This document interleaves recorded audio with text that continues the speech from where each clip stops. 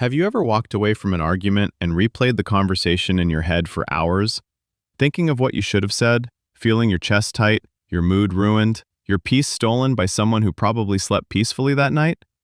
Why do some people carry anger like fire in their pockets, while others stay calm even when insulted, disrespected, or misunderstood? The truth is, never getting angry is not about being weak, silent, or emotionless. It is about understanding how your mind works, how people behave, and how to protect your peace like it is your most valuable possession. Most people believe anger comes from what others do, but anger is not caused by people.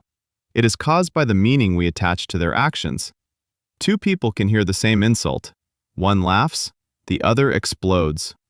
The difference is interpretation. When someone ignores your message, one part of your mind says, "They don't respect me." Another possibility is they were busy, tired, or overwhelmed. But your brain chooses the story that hurts you most because your ego wants validation.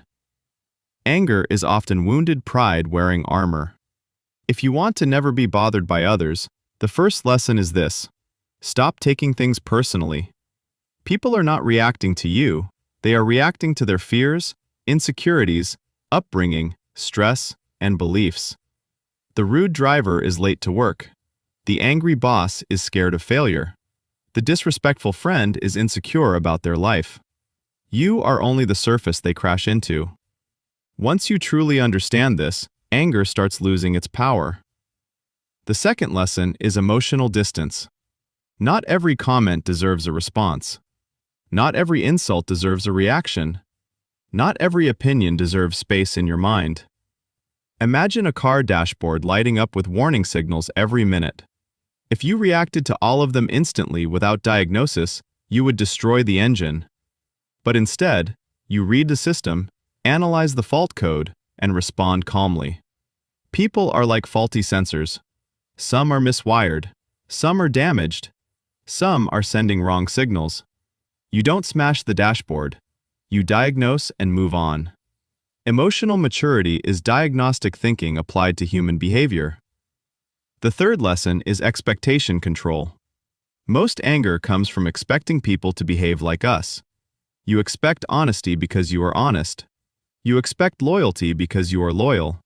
You expect gratitude because you help others. But people don't give what they don't have. When you accept this reality, disappointment disappears. And when disappointment disappears, anger weakens. You stop saying, "How could they do this to me?"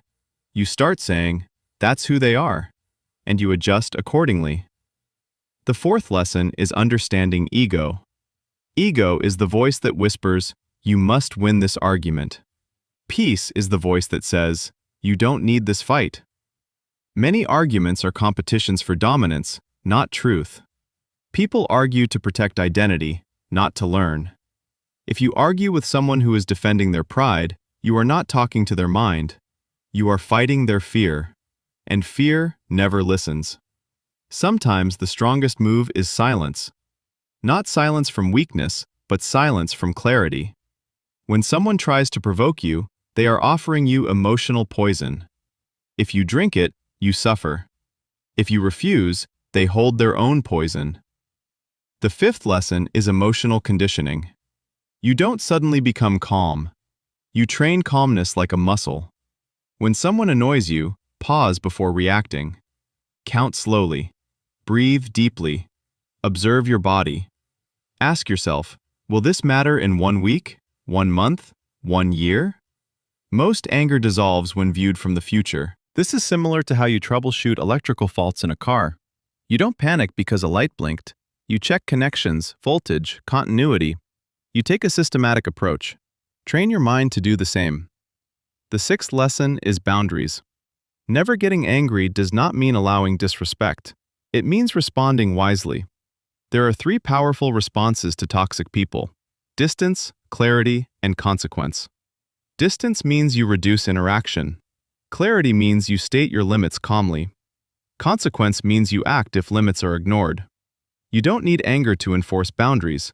You need consistency. Calm people are not weak. They are disciplined.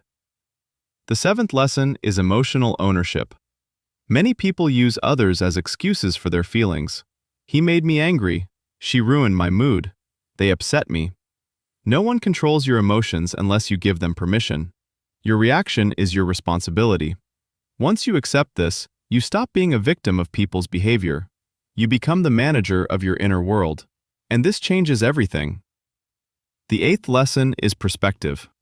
Imagine looking down at your life from 80 years old. Would that insult matter?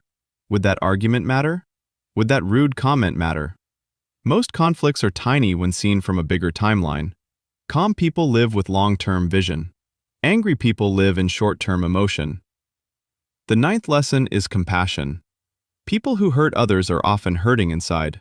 This doesn't excuse bad behavior, but it explains it. When you see pain behind someone's anger, your own anger softens. You start responding with wisdom instead of reaction. The 10th lesson is self-respect. Ironically, people who are easily angered often lack inner confidence. They feel threatened by words because their identity is fragile. When you are secure in yourself, insults feel like noise.